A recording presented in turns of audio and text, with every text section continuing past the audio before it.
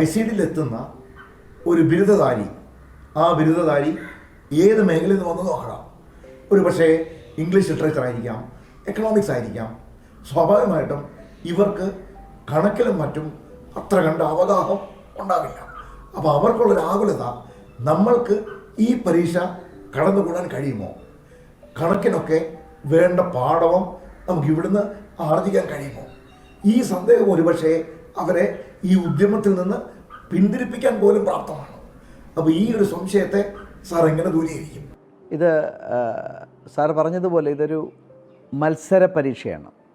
അക്കാദമികമായ പരീക്ഷകളിൽ നിന്ന് തീർത്തും വിഭിന്നമാണ്. ഒരു മത്സര ബുദ്ധിയോടെ മാത്രമേ ഈ പരീക്ഷയെ അഭിമുഖീകരിക്കാൻ കഴിയുള്ളൂ.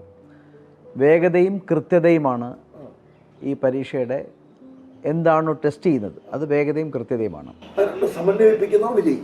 കറക്റ്റ്. നമ്മൾ കൃത്യതയ്ക്ക് വേണ്ടിയാണ് ചേസ് ചെയ്യേണ്ടത്, വേഗത പിറകെ വന്നുകൊള്ളും. ഇതൊരു കണക്കിൻ്റെ പരീക്ഷയല്ല, അല്ലെങ്കിൽ കണക്കിൻ്റെ പരീക്ഷ മാത്രമല്ല. 10ാം തരത്തിലുള്ളതും അല്ലെങ്കിൽ പരമാവധി +2 തരത്തിലുള്ള കണക്കുകൾ മാത്രമാണ് ഇന്ന് ചോദിക്കുന്നത്. കമേഴ്ഷ്യൽ അരിത്തമെറ്റിക്സ് എന്ന് പറയുന്നു. ഇത് നിരന്തരമായ പരിശീലനത്തിലൂടെ, ഒരു പ്രവർത്തന നൈരന്തര്യത്തിലൂടെ മാത്രമേ ഇതിനെ നേരിടാൻ പറ്റുള്ളൂ.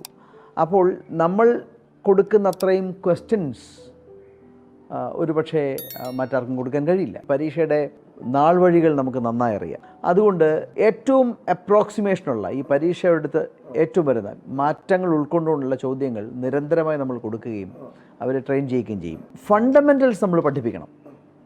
എന്താണ് ഇപ്പോൾ സിമ്പിൾ ഇൻട്രസ്റ്റ്, കോമ്പൗണ്ട് ഇൻട്രസ്റ്റ്, എന്ത് തന്നെയാണ് ഫണ്ടമെൻ്റൽസ് നമ്മൾ നന്നായി പഠിപ്പിക്കുക.